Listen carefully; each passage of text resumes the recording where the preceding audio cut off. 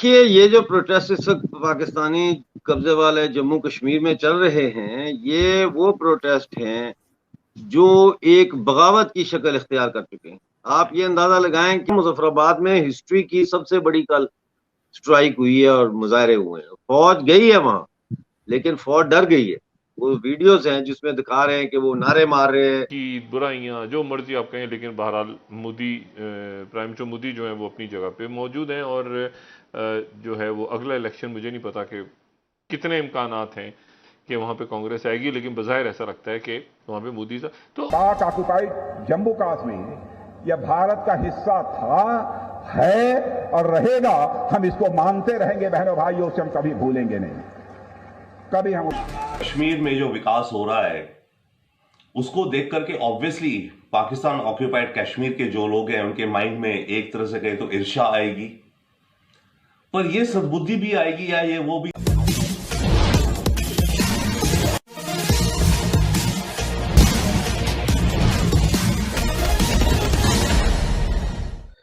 पाकिस्तान के अवैध कब्जे वाले जम्मू कश्मीर यानी पीओके में बगावत फूट पड़ा है। उसको दबाने के लिए पाकिस्तानी सेना वहां पहुंची तो थी, लेकिन उनके बगावती तेवर को देखकर पाकिस्तानी सेना भी वहां से भाग खड़ी हुई है।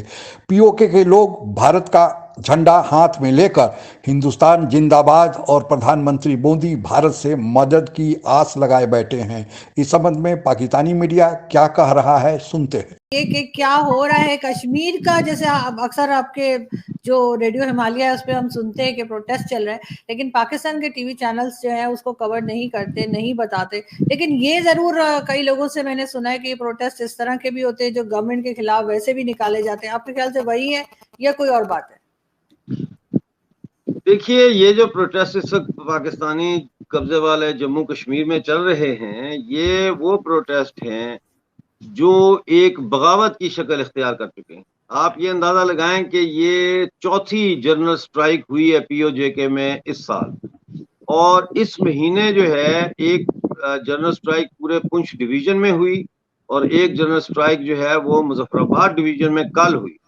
और पाकिस्तान में, जैसा कि आप कह रही हैं, अखबारों में भी नहीं खबर छपती, ना टीवी वाले उसको कवर करते हैं पाकिस्तान में। इसलिए बहुत सारे पाकिस्तान के, खासतौर पर पंजाब के लोग जो हैं वो आपके जो ये जिसको आप आज़ाद कश्मीर कहते हैं उसके साथ बॉर्डर होने के बावजूद लोगों को इसकी इंफॉर्मेशन जो है वो नहीं है।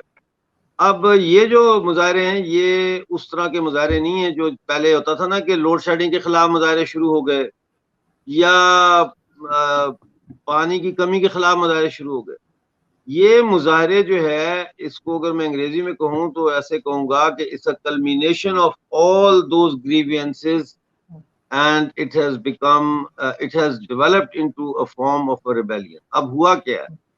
हुआ ये कि तीली लगाई है पाकिस्तान ने की बुराइयां जो मर्जी आप कहें, लेकिन बहरहाल मोदी प्राइम मिनिस्टर मोदी जो है वो अपनी जगह पे मौजूद हैं। और जो है वो अगला इलेक्शन मुझे नहीं पता कि कितने इम्कानात हैं कि वहाँ पे कांग्रेस आएगी, लेकिन बज़ाहिर ऐसा लगता है कि वहाँ पे मोदी सा तो ताइवान की तरफ से 50 मुल्कों का शुक्रिया अदा किया गया है, इंडिया समेत, कि उन्होंने इस मौके पे ताइवान का साथ दिया। जाहिर है अस्करी तौर पे तो नहीं दिया, लेकिन कहीं ना कहीं किसी ना किसी हमायत की या कोई बात ऐसी की जो चाइना ने, ताइवान ने 50 मुल्कों को एड्रेस किया, हालांकि उनके तवारती ताल्लुकात नहीं है। अब मसला यहाँ पर टेंशन बढ़ रही है, ये मामला खराब है उधर के। तो ये जो जुल्म सितम हो रहा है इसके खिलाफ अब तमाम जो सेक्शंस थे पीओजेके की सोसाइटी के वो इकट्ठे हो गए। इसमें ट्रांसपोर्टर्स भी हैं, वुकला हैं, तुलबा हैं, टीचर्स हैं, पेंशनर्स हैं, सब इकट्ठे हो गए हैं और सब जो है वो ये इस वक्त धरने दे रहे हैं। इसमें नॉन गेजेटेड जो गवर्नमेंट एम्प्लॉयज हैं वो भी हैं, जो वादा किया था कि 15% तनख्वाह बढ़ाएंगे, लेकिन वो नहीं बढ़ी। तो ये एक बहुत बड़ा है और मेरा जो नारा था सियासत नहीं बगावत, लगता है कि वो अब गूंज रहा है पीओजेके की वादियों। लेकिन सर, ये आपको ऐसा नहीं लग रहा कि ये कुछ इसी किस्म की बात है जो आप कह रहे हैं कि वहाँ के असेंबली को खत्म करके या वहाँ के प्रेसिडेंट और प्राइम मिनिस्टर जो है उनको चीफ मिनिस्टर हाल नहीं है? ऐसे तो नहीं ना, लोग जो है वो हर रोज हड़तालें कर रहे हैं। यानी कि हड़ताल का मतलब ये है कि दुकानदार की अगर हड़ताल करता है तो उसको तो गाहक नहीं आएगा। फिर ट्रांसपोर्टर हड़ताल करता है तो वो उसकी सवारियां नहीं होंगी। वुकला हड़ताल करते हैं तो क्लाइंट की फीस कहाँ से वो लेगा? ये चीजें हैं जो अब जाहिर कर रही हैं कि पाकिस्तानी कब्जे वाले जम्मू कश्मीर में जो है वो इस वक्त एक उबाल आया हुआ है और उसको ठंडा नहीं किया जा सकता। आपके गए थे कश्मीर अफेयर्स के एडवाइजर कमर ज़मान कायरा गए, वहां प्रेस कॉन्फ्रेंस उन्होंने की थी, लेकिन किसी ने उनकी बात नहीं सुनी। ये पूरा इलाका शुरू से ही पाकिस्तान ने इसको नेग्लेक्ट किया है, इसको एक स्टेप मदरली ट्रीटमेंट दी है। कोई इंफ्रास्ट्रक्चर डेवलप नहीं हुआ है, एजुकेशन नहीं है, हेल्थ सर्विस नहीं है, कनेक्टिविटी नहीं है। तो ये सारे कॉम्बिनेशन ऑफ फैक्टर्स हैं जिसके चलते आज की तारीख में पीओके में ये प्रोटेस्ट इतनी सारी।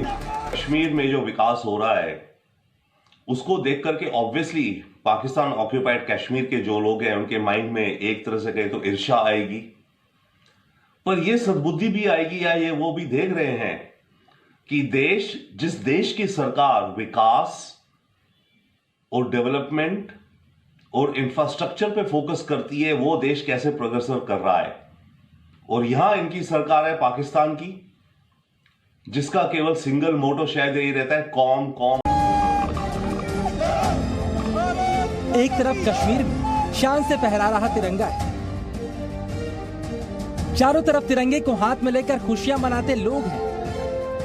दूसरी तरफ पीओके में पाकिस्तान से नफरत और आजादी के नारे हैं।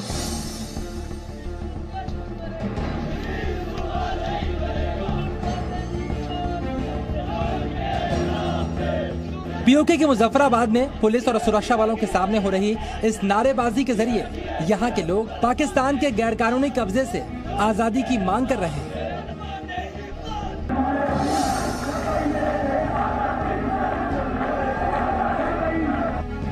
पाकिस्तान के जुल्म सितम से तंग आ चुके यहाँ के लोग जब भारत की कश्मीर की तरफ देखते हैं तो पाकिस्तान के हुक्मरानों पर उनका गुस्सा और ज्यादा बढ़ जाता है। एक तो विकास से महरूम पीओके के लोगों में बगावत की आग पहले से सुलग रही थी और जब से इस इलाके के संसाधनों को लूटने के लिए पाकिस्तान की सरकार ने यहाँ पर 15वें संविधान संशोधन को लाने की योजना बनाई है, पीओके में हिंसक प्रदर्शन शुरू हो गए हैं।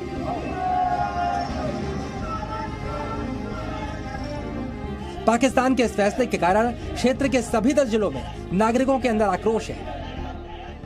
इस विरोध प्रदर्शन की वजह से पीओके के रावलकोट, बाग, पुंछ, मुजफ्फराबाद और नीलम घाटी में हालात और ज्यादा खराब हो गए। 15 अगस्त 1947 को भारत को जब आज़ादी मिली, भारत अंग्रेजों के शासनकाल से स्वतंत्र हुआ।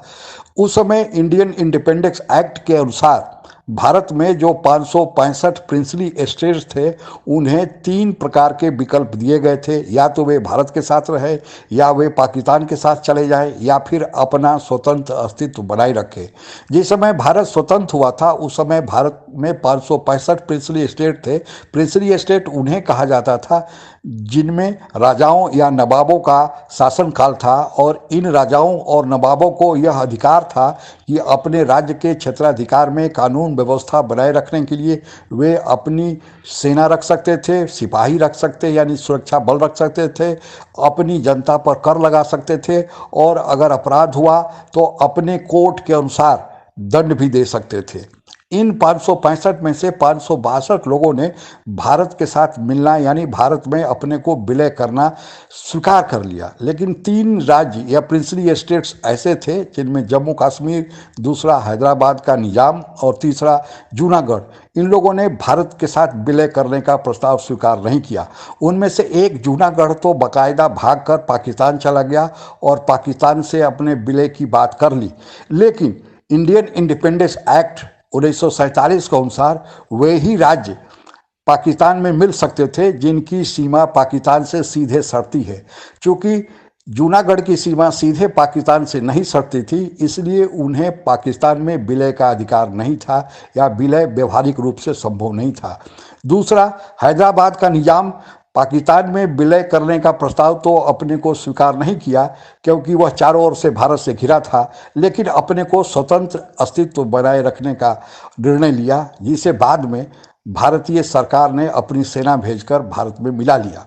जो सबसे बड़ी समस्या थी वह जम्मू कश्मीर को लेकर थी और जम्मू कश्मीर के राजा हरि सिंह थे और इस जम्मू कश्मीर राज्य की सीमा पाकिस्तान से सटती थी। तो पाकिस्तान समझता था कि चूंकि राजा भले हिंदू हो लेकिन वहाँ की प्रजा बहुल्यता में मुस्लिम है, इसलिए स्वाभाविक रूप से इस राज्य को पाकिस्तान के साथ होना चाहिए।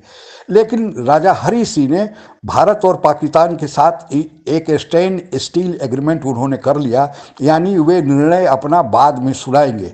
लेकिन पाकिस्तान को ऐसा लगता था कि चूंकि राजा हिंदू है वह भारत के साथ विलय कर सकता है, इसलिए पाकिस्तान ने 22 अक्टूबर को जम्मू कश्मीर राज्य पर अपनी सेना और कुछ कबीलाइयों लोगों को भेजकर चढ़ाई कर दिया और वे इतना तेज निकले पाकिस्तान के कबीलाई और पाकिस्तानी सेना कि वे श्रीनगर तक पहुंच गए थे।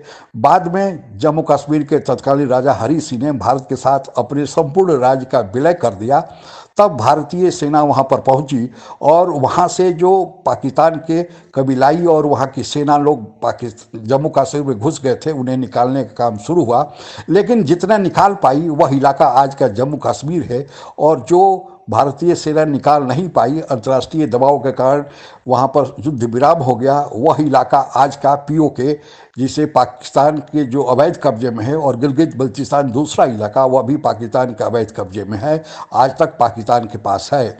अब पाकिस्तान के जो पीओके वाले लोग हैं और गिलगित बल्चिस्तान वाले लोग हैं वह पाकिस्तान के अत्याचार या वहाँ के सेना के दमन के कारण अब वे पाकिस्तान से अलग होने की मांग कर रहे हैं और इसी कारण वहाँ पर बगावत जैसी स्थिति पैदा हो गई है। वे लोग भारत की ओर देखते हैं कि भारत के जम्मू कश्मीर में कितना विकास हो रहा है, यहाँ के लोग कैसे ऊंचे ऊंचे पदों पर जा रहे हैं, कैसे व्यवसाय फल फूल रहा है। उसके विपरीत पाकिस्तान के पीओके वाले इलाके में कुछ भी नहीं हो रहा है। वहाँ तो उसे एक पंचायत जैसा भी अधिकार नहीं दिया गया है। वही हाल गिलगित बल्चिस्तान का है। इसलिए वहाँ के लोग अब भारत का झंडा हाथ में लेकर हिंदुस्तान जिंदाबाद लगाते हुए भारत के साथ लगता है कि विलय करने के लिए वे अब खुले तौर पर सामने आ गए हैं। और इसी की चर्चा आज की वीडियो में अभी आपने पाकिस्तानी मीडिया द्वारा सुना। एक न दिन अब वह दूर नहीं जब पीओके भी और गिलगित बल्चिस्तान सहित भारत का हिस्सा होगा। इसी शुभकामना के साथ 15 अगस्त पर आप सबों को फिर से 75वें इस अमृत महोत्सव पर बधाई देते हुए जय हिंद। आप अगर हमसे जुड़ा रहना चाहते हैं तो कृपया मेरे चैनल को सब्सक्राइब करें तथा बेल आइकन भी दबा दें ताकि नई वीडियो की जानकारी तुरंत आप तक पहुंच जाए।